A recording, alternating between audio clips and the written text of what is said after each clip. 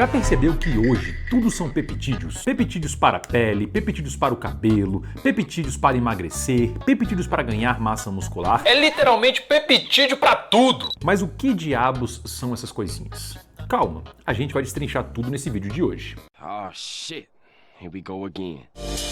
De forma geral, os peptídeos são cadeias de aminoácidos pequenininhas que o seu corpo produz e que geram desfechos endócrinos a partir de receptores específicos. Eu vou te explicar de uma forma um pouco mais simples. É como se o seu corpo produzisse uma proteínazinha, ela fosse num receptor de algum local e falar: ó, você tem que fazer isso, célula. Aí a célula vai lá e faz, por exemplo. Mas o hype atual dos peptídeos não nasceu porque as pessoas ficaram super interessadas em farmacologia, em fisiologia, em endocrinologia ou coisa desse tipo. Esse hype todo nasceu a partir disso aqui, dessas medicações para o tratamento da obesidade. No caso, a tirzepatida, popularmente conhecido como Mounjaro, ou então, no caso, a semaglutida, popularmente conhecida como Ozempic ou Wegovy. Isso porque esses novos medicamentos mostraram para as pessoas que você manipular esses hormônios peptídicos no corpo, os receptores desses hormônios, geram desfechos muito interessantes e também super visíveis, como a gente viu com trabalhos mostrando uma perda de peso de cerca de 20% utilizando tais medicações, ou seja, algo realmente fora da curva. E como esses hormônios ou medicamentos são assim peptídeos, entre aspas, eles acabaram trazendo uma certa aura do tipo todos os peptídeos funcionam, todos são muito fodas e coisa do tipo, o que aumentou esse hype e até mesmo demanda em cima desses compostos. Mas convenhamos, todos os peptídeos não merecem esse hype. Isso porque nem todos são a mesma coisa, nem todos têm o mesmo nível de estudo, nem todos têm a mesma qualidade e também segurança. E a gente tem que entender isso com muita clareza. O simples fato de ser um peptídeo não garante pra gente que é uma medicação segura, que tem uma boa estabilidade, que vai gerar os desfechos que a gente busca e que muito menos tenha autorização para comércio em diferentes países, seja Estados Unidos, Canadá, Brasil ou qualquer outro. No caso desses fármacos que você está vendo aqui, a gente tem eles em amplo comércio e etc., seja em diversos países do mundo. Por quê? Porque os trabalhos clínicos começaram a mostrar bons resultados, boa segurança, boa tolerância com esse uso. Então a gente teve muita investigação científica até isso aqui chegar para você, para que você possa adquirir e fazer um tratamento seguro.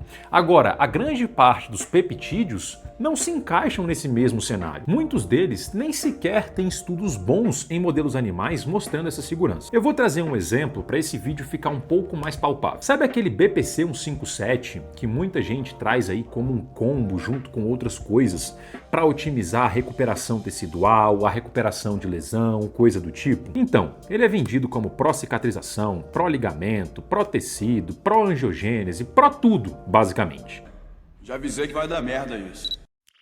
Mas será que os estudos realmente mostram isso? Mas antes de responder, você tinha que se perguntar: certo, Thales, mas qual tipo de estudo?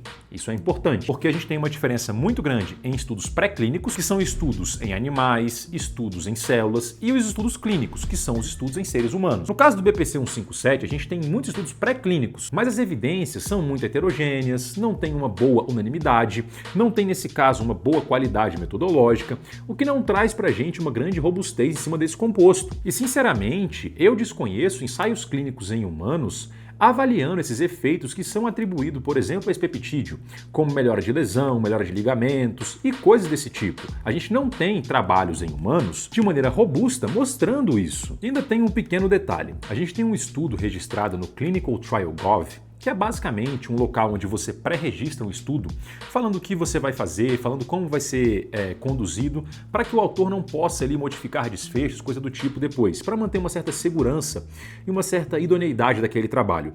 E nesse caso, a gente teve esse pré-registro, teve tudo certinho, mas o mais engraçado de tudo é que não teve a publicação dos resultados, tudo muito bem bonitinho, em um periódico científico. E esse trabalho até aparece como concluído, mas com a submissão de resultados cancelada, ou seja, isso é um tanto quanto estranho. E até porque a gente deveria ter, nesse caso, esse estudo mostrando segurança, farmacologia, desfecho, e seria algo muito bom pra gente falar: olha, realmente a gente tá caminhando nesse sentido. Mas espera aí que isso aqui é só a pontinha da pontinha do iceberg, tem muita coisa por trás. Obviamente que para nós, seres humanos, que temos uma boa capacidade cognitiva, entendemos um pouquinho de farmacologia, entendemos um pouco de liberação de medicamentos, A ausência de estudos clínicos já basta para a gente falar, olha, cara, não vou usar esse composto, não venha com isso aqui para cima de mim, até porque, né, não sei como é que vai funcionar no meu organismo. Mas as coisas ficam piores ainda quando a gente começa a se aprofundar nesse tema, visto que muitos desses peptídeos são adquiridos no mercado paralelo. É, isso mesmo, ou seja,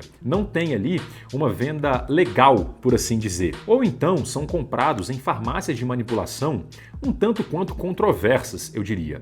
E alguns locais vendem até como substância de pesquisa, ou seja, trazendo então que eles não podem fazer essas alegações que são feitas em comerciais, em vídeos no Instagram e coisa desse tipo. Ou seja, vários desses peptídeos que vocês estão comprando aí, não somente o BPC 157, que a gente pode citar um monte, eles não têm estudos em humanos, a gente tem uma qualidade incerta e muito menos sabe a segurança. E você não sabe às vezes nem a procedência desse negócio. E o ponto importante é que mesmo que alguns deles funcionem, isso não quer dizer que eles sejam ausentes de colaterais, tá? Até porque, como a gente não tem estudos em humanos, quais colaterais eu vou saber que acontece ali? Um exemplo clássico é o seguinte, o BPC 157 promete aumentar a angiogênese. Para quem não sabe, a angiogênese seria basicamente uma formação de novos capilares a partir daqueles já pré-existentes. E sinceramente, isso aí pode ser lindo, bonito, coisa fina para cicatrização. Mas um ponto importante nesse cenário é que isso também pode favorecer a progressão de um tumor. Ou seja, você pode estar ali irrigando com mais sangue, mais nutrientes e etc., um tumor, algo que você não gostaria.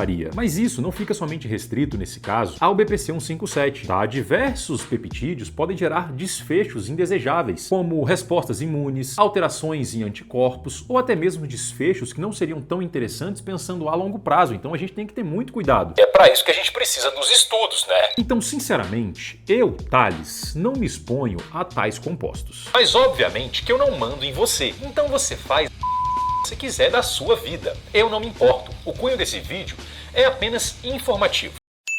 Mas é claro que algum cara super gênio, super entendido, vai vir e vai comentar assim: sabe por que a gente não tem estudos? Porque a indústria farmacêutica, ela é muito malvada. Ela não investiga isso porque ela não ia ter como patentear peptídeos, visto que são substâncias naturais que o corpo já produz. É mesmo, gênio? É mesmo? Você vem com esse argumento pra cima de mim? Sinceramente, esse é um argumento muito simplista e baseado em premissas parcialmente verdadeiras para falar, tipo, não, a gente não tem estudos, a gente não tem bons estudos porque não querem. Mas não é bem assim. E eu vou te explicar com um exemplo bem simples, prático e que todo mundo vai entender. Quando um peptídeo parece promissor nesse meio acadêmico, meio científico, etc., dificilmente ele vai cru ser vendido. Não é tipo assim, encontrei o peptídeo, vou colocar ele num frasquinho e vou vender. Não, não é assim que funciona, tá bom? Em geral, ele passa por uma engenharia molecular, ele melhora a estabilidade, a gente analisa a meia-vida, tende a aumentar essa meia-vida, tende a fazer ajustes na conformidade daquela molécula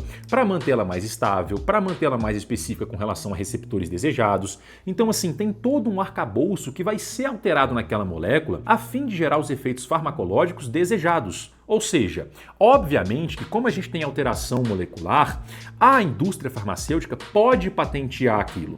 E o que acontece nesse caso é o que a gente tem aqui na minha mão, que seriam os medicamentos para o tratamento da obesidade. A liraglutida, a semaglutida e até a tirzepatida aqui não são simplesmente hormônios endógenos do tipo, é o GLP-1, ou então, aqui é o GIP. Não, não é somente isso. Eles não pegam essa molécula e colocam aqui. Até porque isso não funcionaria. E eu vou te explicar de maneira bem simples. Basicamente, quando a gente pensa no GLP-1 em si, por exemplo, ele tem uma meia-vida muito curta, coisa de 1 até 2 minutos. Então, assim, se a gente não tivesse as modificações químicas para conferir para o GLP-1 uma meia-vida maior, uma estabilidade maior, uma especificidade com relação a receptores, o indivíduo que fosse utilizar essas medicações teria que ficar com uma infusão contínua para receber esse hormônio, visto que a meia-vida ia ser muito curta, a estabilidade também. Então, bem provavelmente, a gente não geraria os efeitos farmacológicos que a gente deseja nesse sentido, entende? Então não é simplesmente peguei o GLP-1 e coloquei aqui. Não, obviamente que não. Tiveram várias mudanças químicas na molécula para conferir estabilidade, assertividade, para conferir uma meia-vida maior. Por exemplo, a semaglutida se aplica uma vez por semana. E o GLP-1, obviamente, sozinho, dura de 1 a 2 minutos, como eu falei. Então, assim, a gente teve que fazer alterações, no caso, a indústria teve que fazer alterações para que a molécula ficasse estável. Então, eles podem patentear isso sim. Ou seja, na realidade, a indústria, ela não estuda aquilo, não é porque, não, eu não posso patentear. patentear? Normalmente é porque os estudos pré-clínicos, os estudos em animais, os estudos in vitro, não mostram resultados muito interessantes, muito promissores e que valem a pena esse investimento, que valem a pena continuar estudando isso. Porque se o sinal biológico daquela molécula, daquele peptídeo, etc., fosse algo promissor, fosse algo que a indústria pudesse translocar para diversas questões, obviamente que elas continuariam estudando. E existem diversas formas dessa indústria colocar uma patente ali em cima, alterando um pouquinho a molécula, melhorando a estabilidade, alterando meia-vida. Então, assim, existem inúmeras maneiras de colocarem muito lucro em cima dessas pesquisas. Então, se não foi para frente, é porque bem provavelmente os resultados em animais ou in vitro não são tão promissores igual te vendem na internet. Então, o takeaway desse vídeo é o seguinte: muito cuidado com essas afirmações grotescas que fazem em cima de peptídeos. Boa parte deles carece de estudos clínicos, estudos bons e robustos em seres humanos, mostrando uma segurança. Lembrando, não estou falando da tirzepatida, da semaglutida, da liraglutida, ou até mesmo de uma insulina, de um hormônio do crescimento, porque também são hormônios peptídicos, mas que a gente tem uma estabilidade muito grande, estudos de grande porte e que mostram pra gente uma boa segurança e que tem uma boa margem de uso, uma boa relevância para serem utilizados. Estou falando dessas outras porcarias que a gente encontra por aí, tipo GHCQ de forma injetável, a gente tem, por exemplo, esse caso de GHRP6. Então, assim, tudo isso requer muito cuidado e muita atenção com a sua saúde, porque você pode adquirir no mercado paralelo, não sabe o que tem ali, pode estar contaminado, então isso é algo bem problemático. Tome muito cuidado, a sua saúde é só uma. Mas, obviamente, se você quiser usar, se você tiver o seu fornecedor de confiança, igual falam por aí, esse papo de picareira do caralho, usa, cara, a vida é tua. Esse vídeo, como eu falei, é só informativo. Tô cagando que você faz a sua vida. Essa é a mensagem do vídeo, eu espero que vocês tenham gostado. Se você gostou, deixa um like, deixa um comentário, se inscreve no canal. Se possível, se você faz o uso de suplementos, um whey protein, uma creatina, uma cafeína, não esquece de usar meu cupom lá na Growth Suplementos, porque isso ajuda muito e fortalece muito os vídeos aqui no YouTube. O cupom é Thales. Um abração e até o próximo vídeo.